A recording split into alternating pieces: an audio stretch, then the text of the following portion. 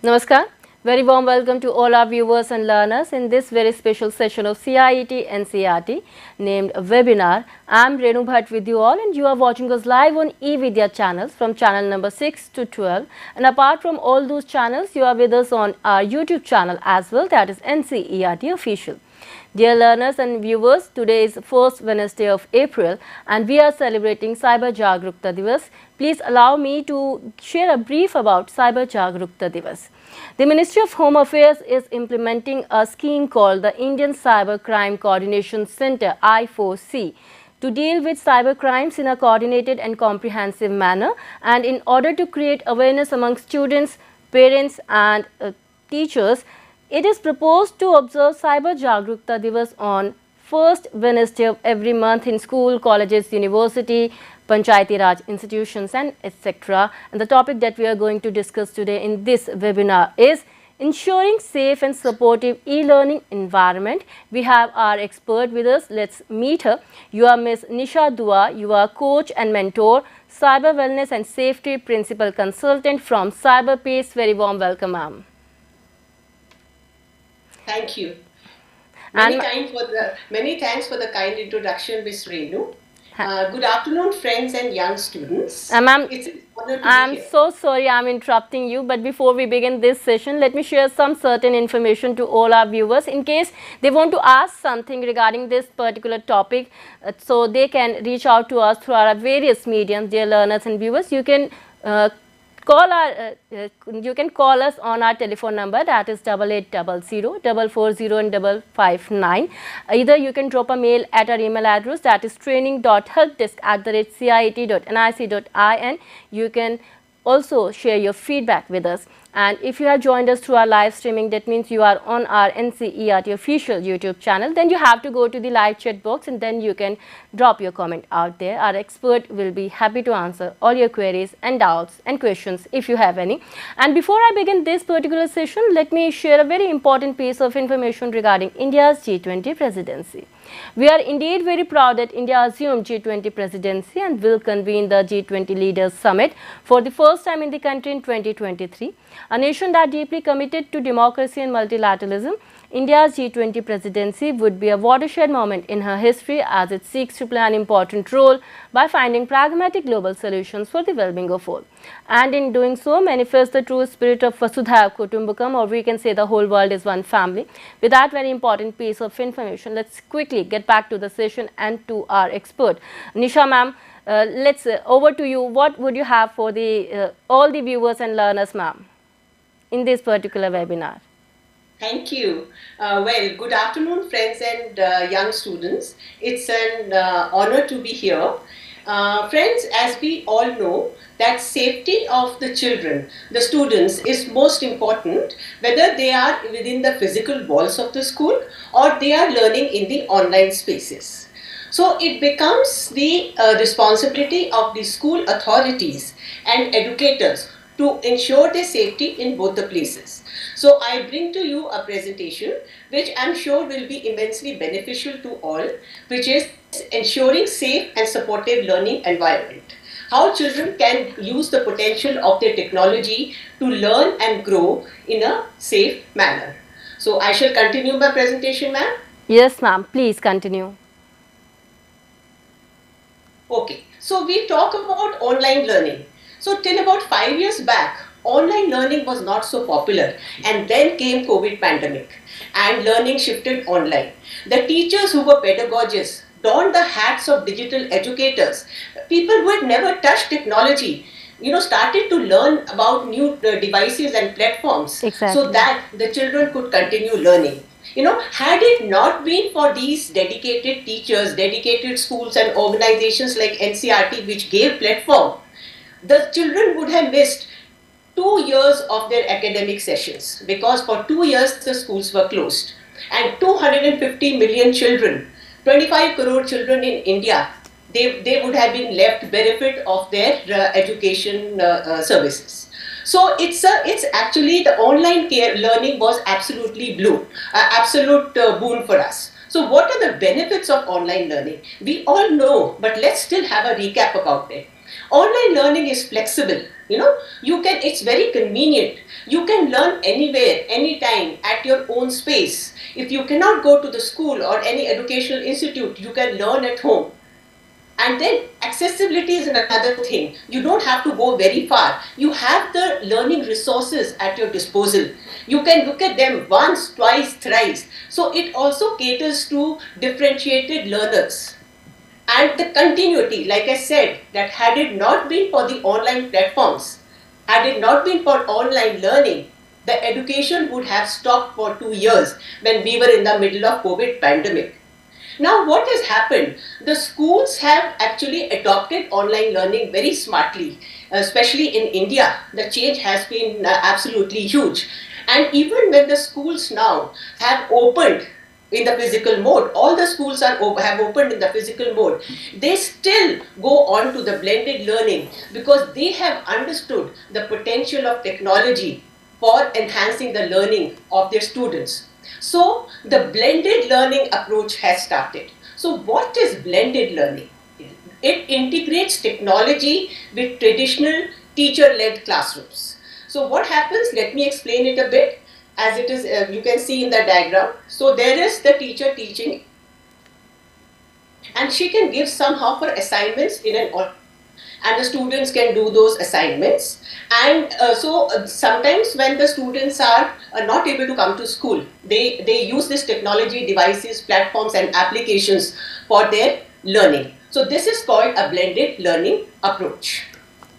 So all good about online learning and all that, but we know that the children of today, everybody, especially the students, the children, they are spending huge amount of time on their devices, and this is leading to lots and lots of problems. There are the physical problems, mental health problems, then definitely the privacy, the safety issues, and the overexposure issues. But here I want to ask you, because of these challenges, should we stop giving access of internet to our children? Should we lock or block? This way we will be locking and blocking the potential for their growth. Or should we rise to the occasion and make sure that the children, the environment, the online environment where children are spending so much of time, whether it is studying, playing or socializing, is safe? So I think all of us will agree that with the latter, that we should rise to the occasion and we should ensure safety in the online platforms and give them the opportunities to grow and learn and to be successful in the 21st century. So let's have a recap of some of the challenges. So what is the first challenge? The challenge is data breach. Somebody hacks the data. It's a huge issue if somebody hacks the personal data. If somebody hacks my personal data, they have access to everything. But in the school, if the data is hacked, then it's a huge issue because hundreds and thousands of children's data, their personal details are hacked. And when they hack the data, they may ask for ransom for their data. In some cases, they have asked for a huge amount of ransoms. I'll share a case study later. And in some cases, if they have the data of the students, personal data of the students, the demographic data of the students, they might even blackmail. In some cases, there is a denial of service, that they don't let you have access to the data. And then we all have heard of social engineering. So what is social engineering? It is manipulation of techniques for data theft. We've heard of phishing, we've heard of wishing, baiting, spoofing. So what are all these? So phishing and baiting is like, fishing in the olden times. So when we go to the river or a lake, we use a bait to get the fish. So it is similar to that kind of fishing, where a bait is given that you're getting a free gift or you're getting a holiday to XYZ place, and people click on that link, and when they click on that link, the malware, the malicious software gets downloaded, and that software takes away all the data, hacks all the data on your phone. The thought is so scary that I have everything in my phone. I've got my gallery, I've got my contacts, I've got, some people even put phone, or half of our life is actually visible on the phone. And if somebody hacks that, then they can easily blackmail us, and they do. There are those malicious hackers who are lurking around. Right. And They are actually looking for those kind of people. Or spoofing is actually they come in a disguise. They pretend to be who they are not, and then they actually gain your confidence, and then you give away the data. So that's why data is of paramount importance. They say data is the new gold, data is the new oil. Data is very, very precious. How do you think that those big companies, which were the social media companies, which were started a few years back, have become big so fast? It is because of data, your data, my data that they are sitting on. So let us not give away our data. That especially the data of the children is very, very important. I will tell you in my next slide. So why the school authorities have to actually take a lot of care about the data? See what happens. On the left hand side you see the school boundary, the physical.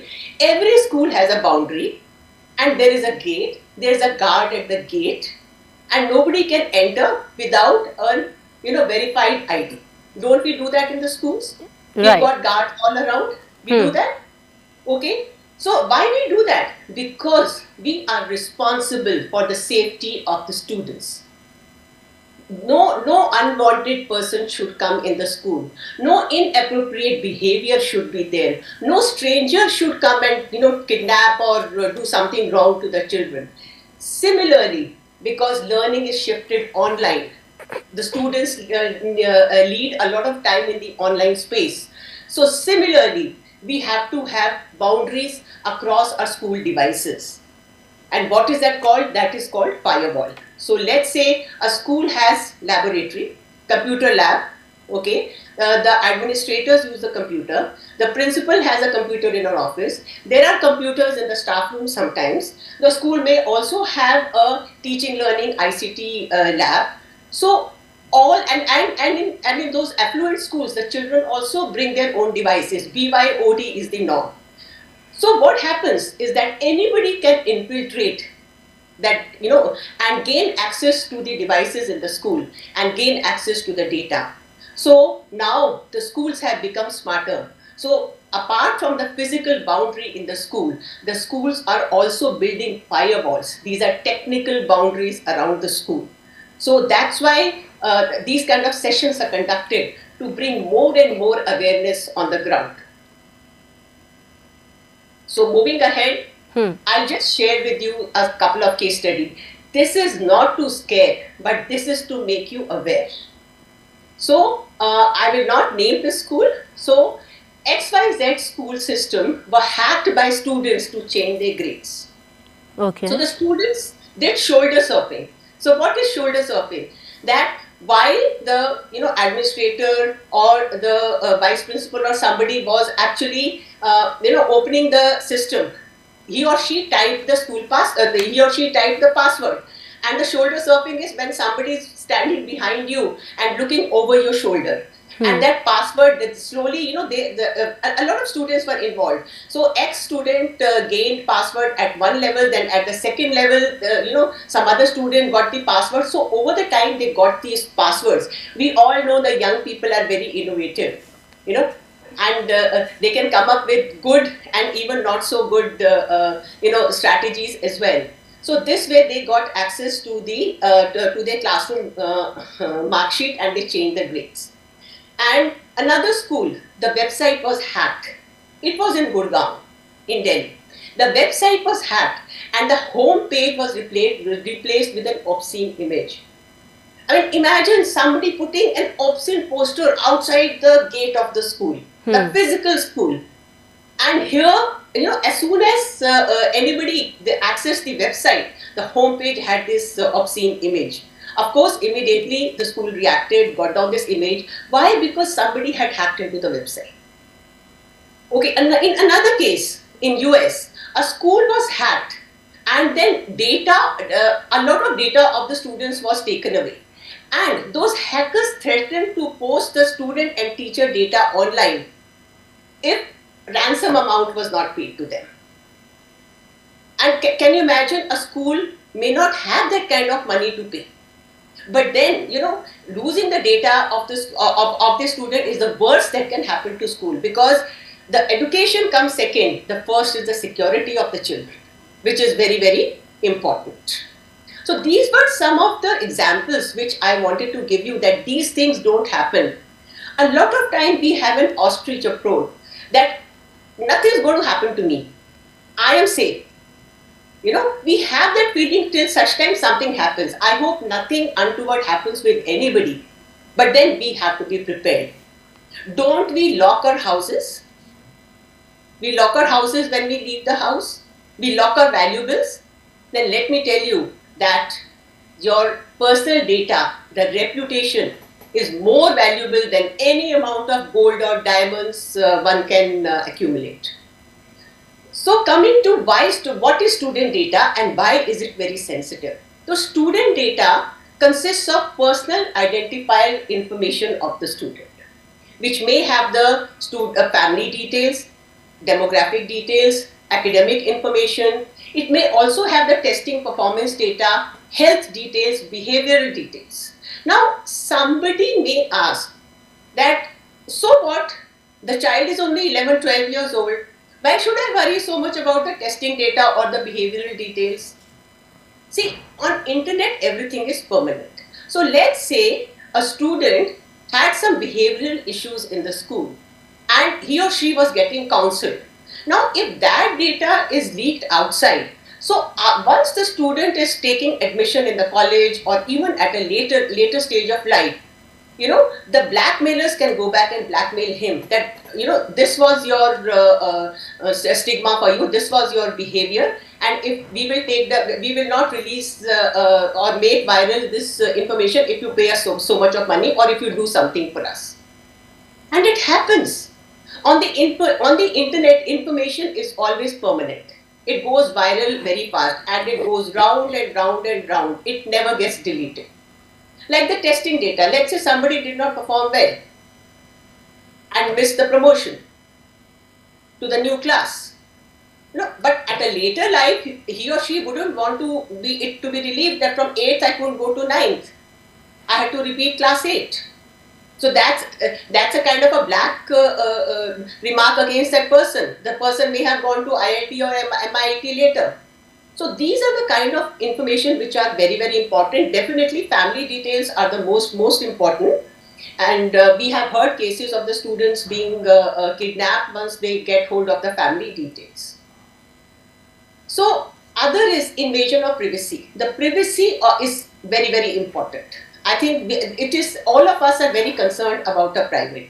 We in the house we put the curtains. We don't let strangers inside, don't we? So similarly in our online spaces we should not let strangers enter. In a school space we should not have anybody coming and looking at the data and other things. In school the records of the students are kept locked in the staff room or in the administrator's office or in the principal's office, and nobody has access except for the appropriate people. Similarly, in the online world, we have to have such mechanisms because of the safety concerns, as I said, because of identity theft. Anybody can steal the identity and impersonate. Online predators are always there who are looking for these kind of victims and who can get the data of the student and befriend him or her online, and then try to be friendly and try to do inappropriate activities with that young child. Inappropriate content is another issue which happens in the online. So we have to make sure that that kind of content is not downloaded. Another challenge that we have in the online space is the bullying and harassment, because we know that bullying has been there ever since, but because of the internet, the bullying has actually amplified. And in the online space, the students have distractions, and they may be, the teacher may be teaching on the online platform, but the student may be surfing the net. And another distraction, not a distraction, another issue is the screen time. Definitely everybody had huge concerns during the COVID time when the students were online so much, which leads to the physical and mental health concerns. But let me tell you, friends, that these are challenges. Even in a real life we face all the challenges, and all these challenges if we follow proper online behavior, norms and etiquettes, all these challenges can be addressed. Some of these I'll try to address in my next slides. So, how and why does the system get breached? Okay, I explained to you the school system, different types of computer in different places. So, one may be ineffective security measures. So, the security may not be so strong. They, by strong security, I mean that the passwords may not be strong. The platforms used may not be very secure. So, isn't it like this that, if I'm going out of the house and I put a small little lock, so how much of security I'm having of my home? And these days, what happens that, because of the security issue, a lot of houses have the wooden door locked, they have put a grill door which is locked, and they have put security alarms. So, because we are concerned about the safety, we should be equally concerned about the security of our own data. Then the second cause could be of system breach could be the human error. Somebody makes a mistake. I think some of you may have heard about the security breach, the huge security breach at AIIMS Delhi. Right. Okay. So it happened a couple of months back. And it was only because somebody clicked on a phishing link by mistake. And the data of the malware got transferred onto the machine, and onto the machines, and machines were hacked. So I'm not commenting on the layers of security over there. I'm sure they have, but we all know that these hackers, these thieves, are always a step ahead of us. Whether it is our regular day-to-day life or the online world. And lack of awareness, somebody may have given the password to somebody. Let's say the teacher is holding online classes, and one student just shares the password with another person, and that password keeps on getting shared. And then, you have some stranger coming in and doing the Zoom bombing. I'm sure you've heard of Zoom bombing, when some stranger actually comes into the Zoom classes, online classes, and performs or shares inappropriate things. And it is not only Zoom, it can happen on any other platforms which have weak or ineffective security controls. Then another could be internal threats. So let's say in a big organization, the security is at different levels. And there may be somebody, there are all kind of people in the world. So there may be somebody who has leaked out the password or the security controls, who may have given to somebody. So these are the causes of system breach, and if we take care, then we can actually address all of this, which I'll share going ahead. So enough of the challenges, enough of the sharing, of the scaring, which actually I don't want to. It's not scare, it's beware. And let's go on to the safeguards. So I said every problem has a solution. So what are the safeguards? So for a teacher, secure learning platforms is very, very important. I'm not going to name them, we all are using them. So let's use the platforms which are secure, where the users have rated them as secure and their reputation is good. Second is secure login credentials. By login credential is username and password. So the username is what it is, but the password has to be strong. Password cannot be password 123, my date of birth, my wedding anniversary, my dog's name. It cannot be that. Password has to be strong. Now you would have realized that these days the platforms have also become smarter. And when we put in the password, they tell us it has to be 8 characters or 12 characters, it has to be uppercase and lowercase, a combination of special characters and numbers, etc. It also shows you that it is a strong password, or a medium password, or a weak password, because these platforms also want you to be safe. So our passwords have to be very, very strong and very, very secure.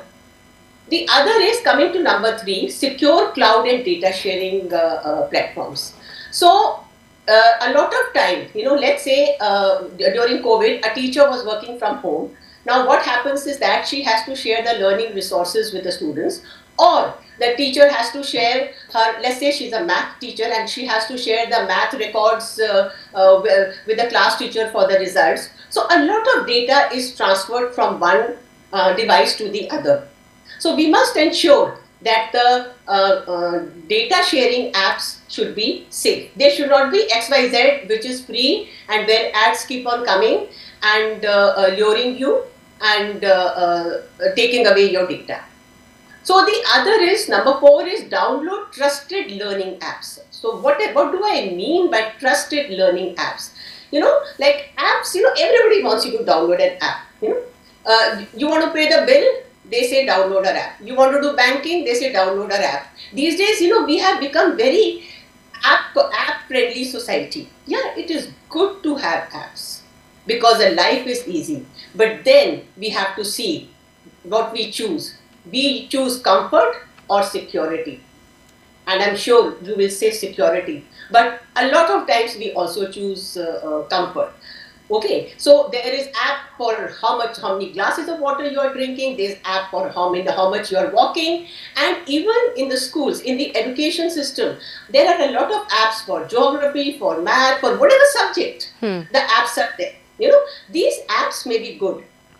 I'm not saying all apps are bad. So like I said, download trusted learning apps. So when you're downloading an app, so the app has the rating, those stars are there. So we must see that how many stars the app has got. If the app has got 3 stars or 2.5 stars, this means people didn't like it for various reasons. Then there are also the reviews of that app. Before you download the app, look at the reviews, that what the users have to say about it. And the third is, look at the number of users.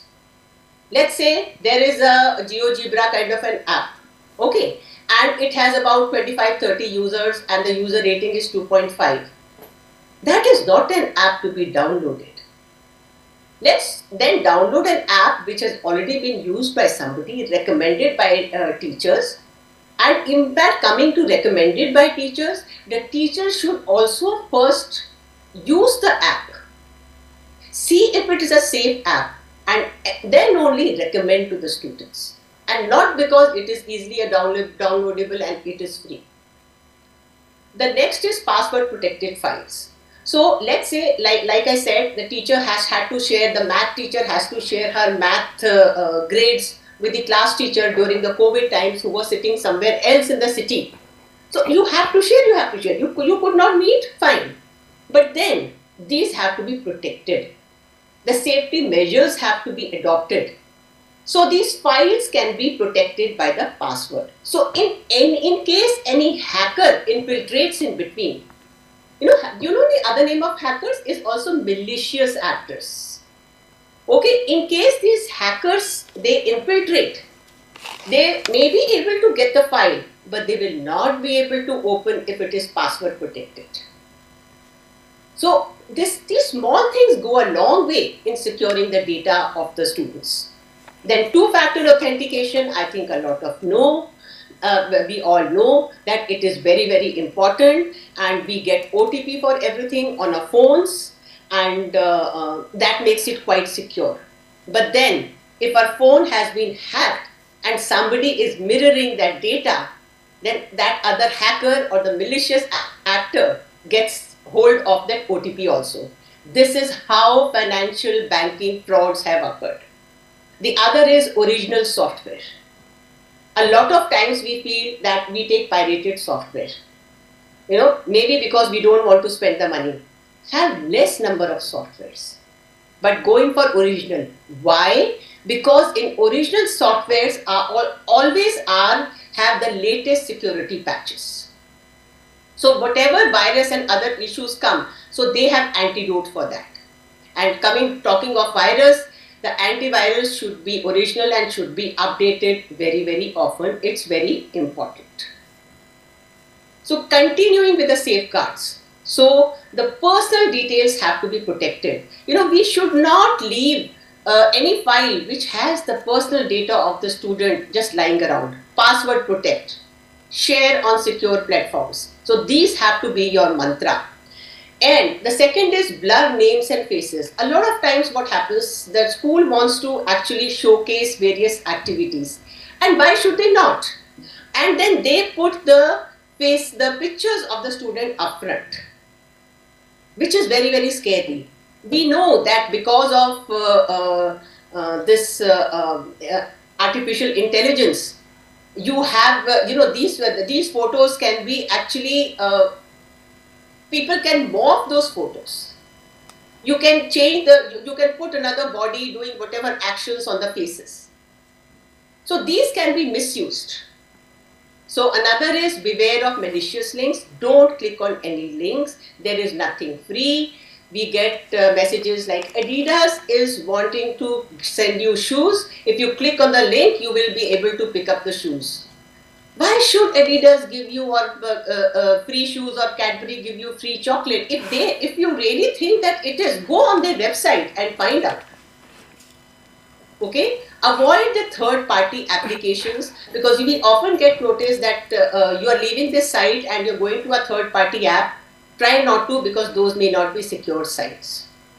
And very important, schools to create awareness at all levels. It's very, very important. So awareness at the student level, the user level, awareness at the educator level, awareness for the administrators, for the principal, for the management. So awareness about all this has to be created at every levels, and security coordinator has to be appointed who is well versed with the whole processes. Now in the end, in this slide, I will only say verify, then trust. Don't trust blindly, whether it is an application or a person or a platform. First verify and then you trust. So what actions can be taken if the data breach happens? So see, no matter how careful we are, data breaches might happen. Okay, so what if it happens? Then immediately report it. The moment we come to know that there is a data breach, the principal has to be informed, the management has to be informed, and then they can take a decision that how to inform the law enforcement agencies depending on the kind of data breach. So just sitting with a data breach will not serve any purpose. The second is block the systems immediately. Like what happens that I have lost my credit or my debit card. So the first thing that we do is, don't we immediately call up the bank and block the card? Why do we block the card? Because nobody should extract more money. No, it should not fall into wrong hands. Similarly, we have to block the systems so that further harm should not be done. It's very, very important. And this is the responsibility of the security coordinator of the school. If the security coordinator is well informed, he or she would be able to do it. Then contain the spread or the hack. So what happens if at certain level your systems have been hacked? So immediately at other level, change the passwords and the security measures so that it cannot spread to that other levels. Let's say if class 7 data has been hacked, so immediately the data of the other classes, the student data, the academic data, the personal data of the other classes, immediately the security coordinator should change the password, because this means somebody has infiltrated the system. The other is very important, is put together and preserve the evidence. It is important because if we are reporting to the authorities, then they need evidence for everything. If somebody has done a data breach and is posting inappropriate messages, so a lot of times we delete it out of fear. Now let me come to the personal thing also. Let's say on my WhatsApp or on any of my platforms, I receive a inappropriate photo from somebody. So my first action would be spontaneous action. Isko delete kar do. Let me delete it. So what we must do is, we must immediately take screenshot of that, because taking the screenshot, that photo and the number would be visible, and after that block the person. Don't delete, because that will be your evidence.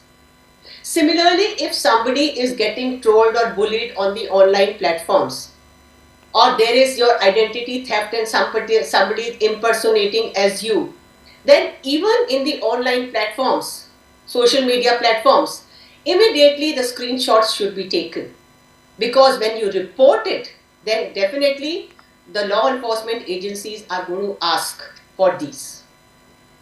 So this evidence is very, very important. And then coming to the next is investigate the root cause. Why did it happen? This is very, very important. On my right side, I have put 3 points. Systems failure. Remember in my previous slide, I had put that the causes of data breach. So here you have to go back and you have to think of what are the causes of, what could be the probable causes of data breach. So systems failure, or was it a human error, or was it somebody from inside, internal insider threat. So this has to be actually investigated, otherwise it will happen again and again. So the other is recover the data. Try to recover the data as much as you can, because otherwise if somebody has taken the data away and is denial of services ho jata hai, so then the ransomware is asked. We don't have that kind of money to pay for the ransom. So instead of thinking about paying money for the ransom, a little bit, small percentage of that money can be used to put your security measures in the school in place, to have a responsible data coordinator. That will cost much, much less than the ransom you would have to pay. And the other is put new measures in place. Immediately change the passwords, change the protocols. What happens is that I'm giving you the case of the school. So let's say the personal data of the student, okay, the fees, etc., is mostly with the administrative department. Okay, now a teacher is not concerned with that. So that is kept in the cupboard of the administrators. The teacher has to understand about the student's academic performance and little bit of the student's personal details. Okay, the class teacher. And the subject teacher need not know any of that. She is just concerned with her subject. Right? And the principal has the overall understanding of the entire data. So what happens that there have to be protocols at various levels. So let's say the English and the math teacher of class 8 need not have access to the private information of the student. Okay? In that case, that coordinator, the class teacher and the principal will have. So if we have these kind of protocols in place, then what happens, let's say the math teacher has one mistake, human error, has clicked on a malicious link or has shared the password or has kept a not so strong password, then only the math students of the students math marks of the students will get affected and not the entire system. So these are the kind of measures you have to take care. And awareness session is important, like I said, at every level. We have to have the students, the users, the teachers, the administrators, and everybody totally aware. So these things, despite all our efforts, these things happen. And then what we should do? Okay, a lot of times the students, the schools are not very comfortable going to the law enforcement agencies, and also it may not be actually a criminal thing also in some cases. Okay, or so they can always approach the helplines. Don't sit with the problem, approach the helpline. So friends, I'm from Cyber Peace Foundation, and Cyber Peace Foundation is the world's first and the largest civil society organization, and our vision is to promote safe, peaceful and responsible cyber space for everybody, especially the learners. And through our various programs with schools, colleges, the State Department of Educations, the national apex bodies of education and the ministries, we conduct a lot of programs. It may be the awareness session, it may be hand-holding, it may be competitions, or it may be some policy document, policy advocacy. So we do a lot of stuff. But very important, we also have a helpline. Now I'm sharing this with you because if any untoward, if any breach happens, then you can be, this is one of the helplines besides the government helpline which can be contacted, and we connect you to the right places. So our number is 95700 0066. You could note it down. I'll leave it on the screen for a few seconds. And you can also connect with us at helpline@cyberpeace.net. We have assisted thousands of victims. Right? And the process followed is, if you have an issue, you can call us. We are also available on WhatsApp. You can write us an email. And then we look at the cases. So the team will research on the issue. Once the case is registered, the team will research on the issue, and the team will respond to the who has actually contacted the helpline for further actions. Okay, and we follow up till the closure. So there are government helplines also, and so you could go to them, but go to a trusted helpline for any help.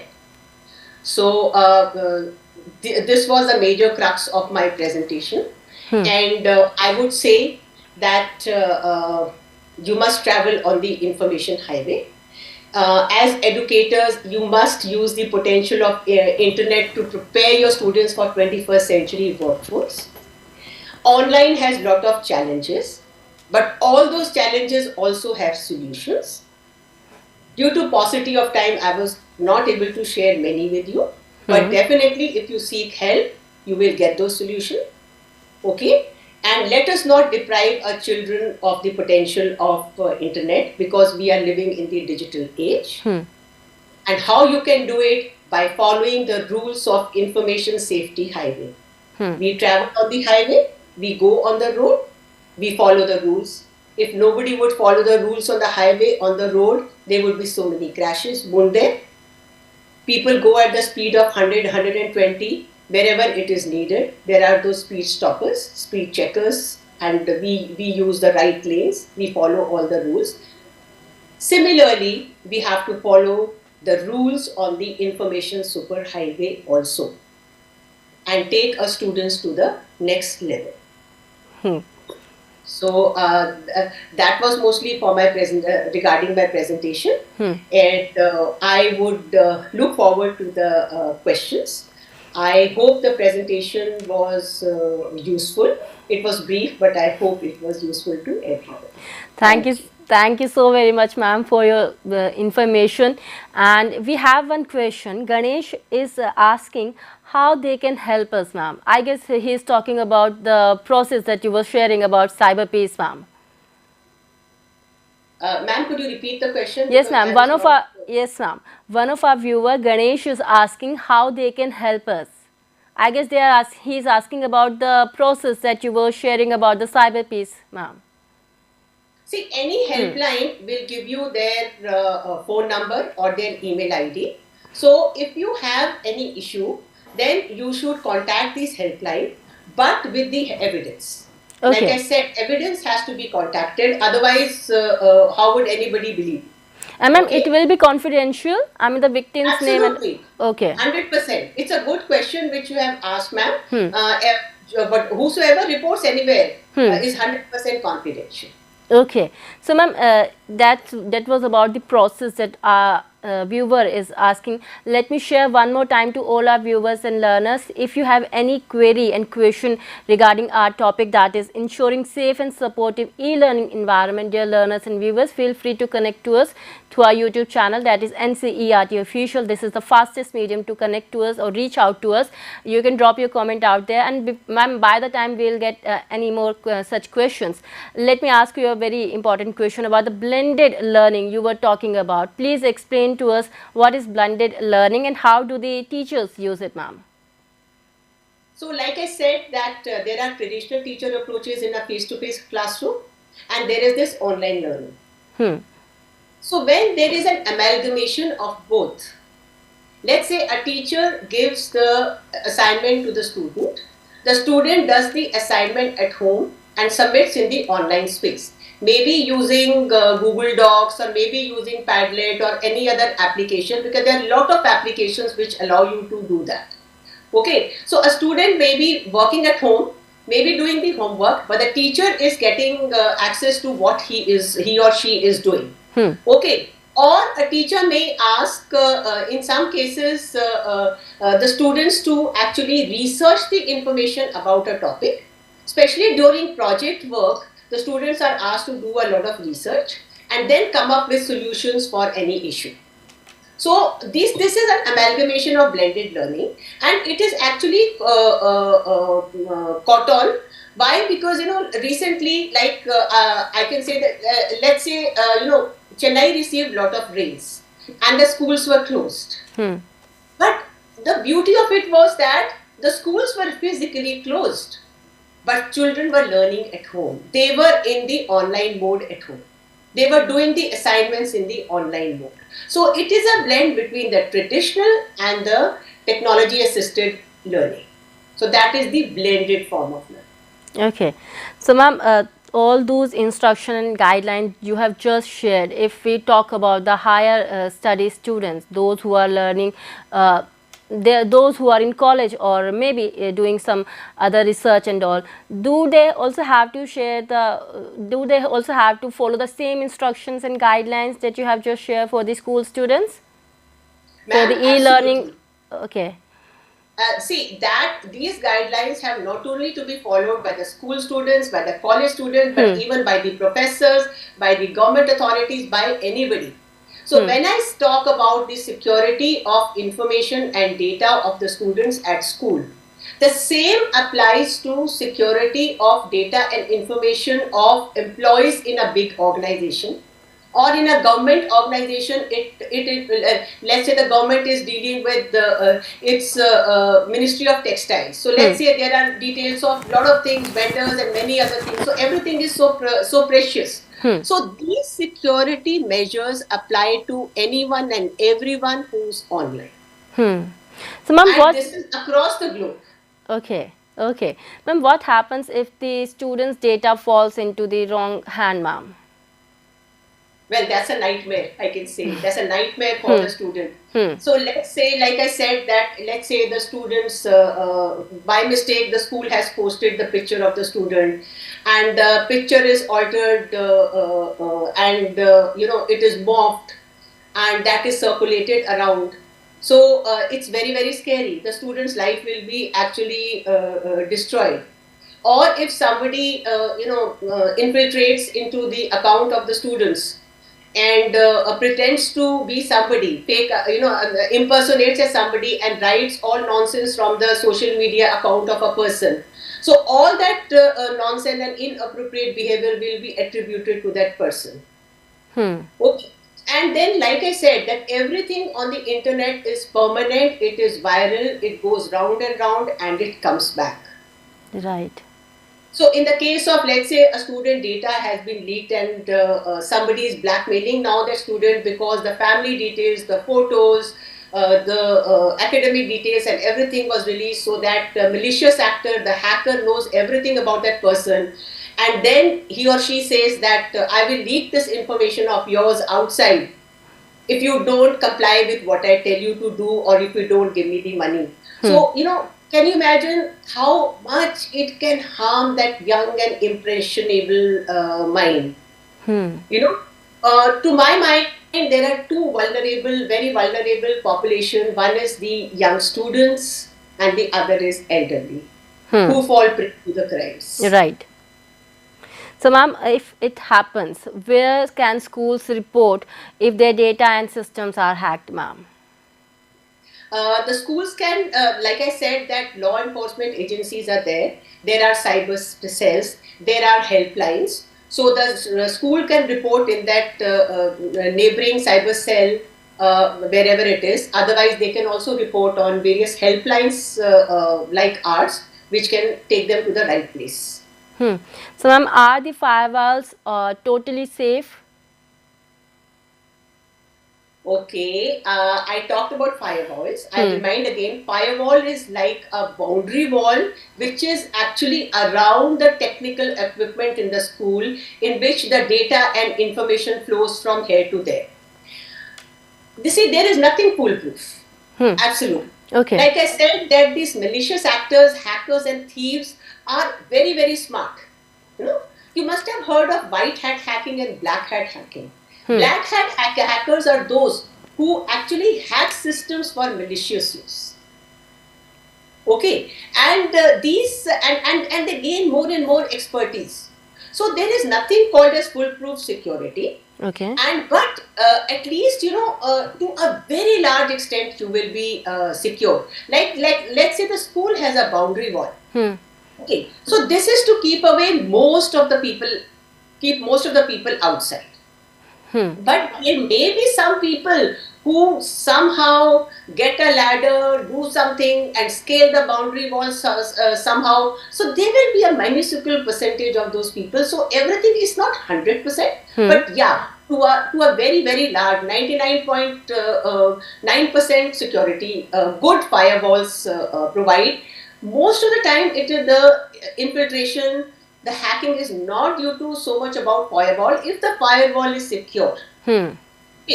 If you have gone to the secure organization to put up the firewall, most of the time it is human error. Because people tend to click on the links or share the details, the password and the username here and there, or it may be somebody actually from insider threat. Okay. So, ma'am, we have 2 more minutes left for this session. Would you like to give some tips or instructions to all our viewers again? Would you like to share something, ma'am? Well, I would like to say that we are living in the technology world. Right. Everything is driven by technology. And each of us has a number of devices. Okay. So we have to be as vigilant using these devices and technology like we are vigilant in a real life.